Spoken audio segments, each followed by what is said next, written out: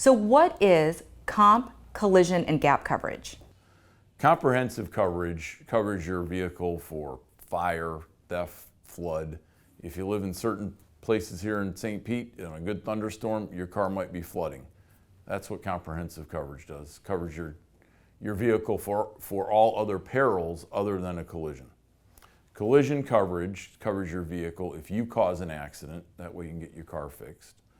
Or again, in this state, there's a lot of uninsured drivers. I think we lead the nation in uninsured drivers.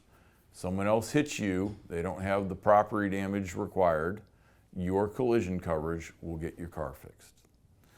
Lastly, I would tell you that when you go to finance a vehicle or buy a car, oftentimes you will be offered something called gap insurance.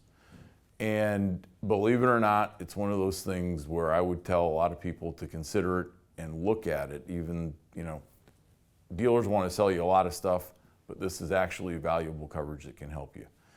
And what that does is if you're upside down in the car, meaning you owe more money than it's worth, and you get into an accident, your gap insurance will cover the difference between what you owe and the value of the vehicle.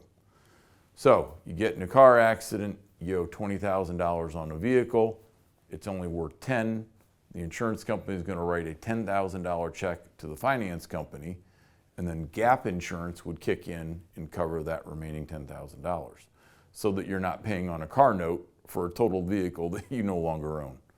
So gap insurance, especially if you're buying a car that you think you're going to be highly leveraged in, I think that's good coverage to get as well.